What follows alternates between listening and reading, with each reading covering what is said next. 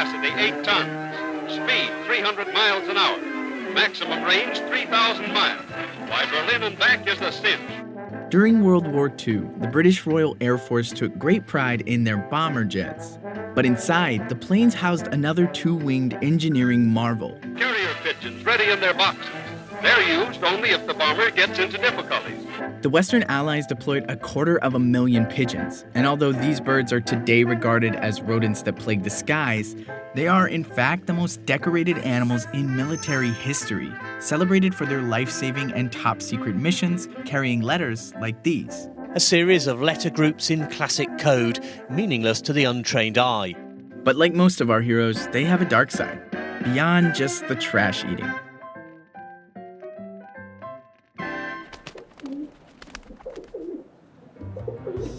When one of Britain's beloved bombers was shot down in 1942, the crew stranded at sea let loose its onboard pigeon, Winky. Winky found her way back to Scotland, and the British Air Force calculated the time between when she arrived and when the plane went off the radar to find the crew, rescuing them in just 15 minutes. The Air Force awarded Winky with the first ever Dickin Medal, the animal equivalent of a Victoria Cross or the Medal of Honor. American-made Boston bombers helped turn the tide in Egypt. The Allies might have turned pigeons into war machines, but they had already been carrying messages around for centuries. Pigeons flying around the desert in ancient Egypt signaled that the next pharaoh had taken over. And the Greeks brought birds from their home villages to the Olympic Games so they could relay event results back to their families. But for as long as humans have known how to use pigeons as messengers, it's still a mystery how it works. I spent something like 30 years trying to figure out how it is that homing pigeons manage to find their way home.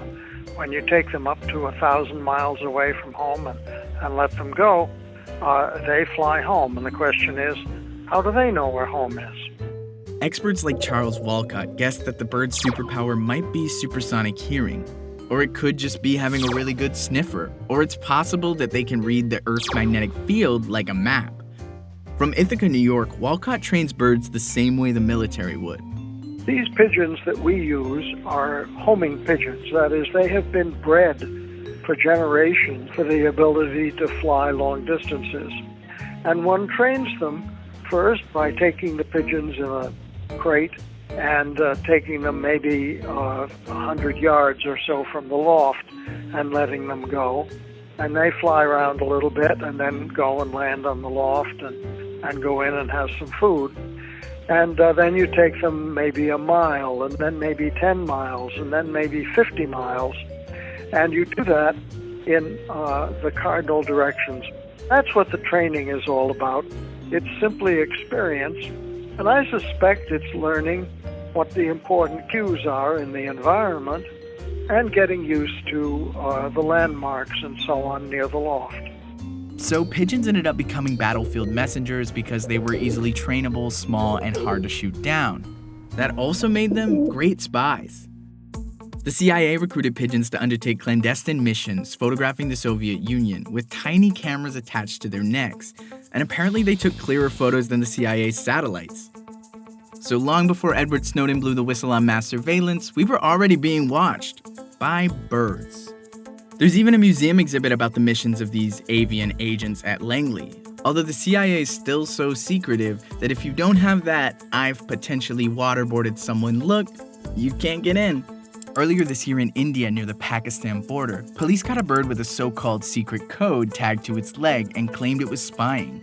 But the pigeon's owner said he let the bird loose to celebrate Eid, and the code was actually his phone number. All that might just be a misunderstanding, but there are those who've exploited pigeons for some kicks.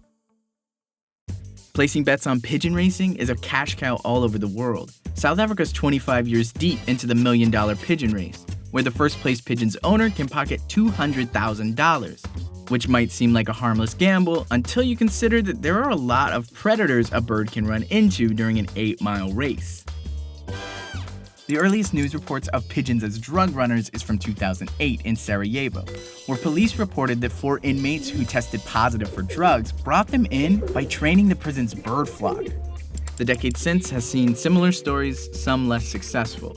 In Colombia, a pigeon failed to scale a prison wall because it was carrying too much weed and coke.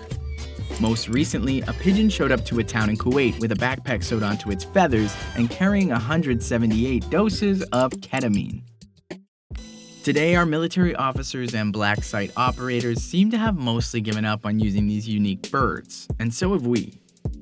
Maybe drones are easier to spy with and cell phones are faster to talk with, so the pigeon's out of gigs. But if its golden years of employment can teach us anything, it's that the most commonplace animals around us are a lot more skilled and more useful than we might think. And that we use animals like we use people, to fight our endless wars, to hold on to power, and to do our dirty work. And when we're done with them, we only throw them a few crumbs.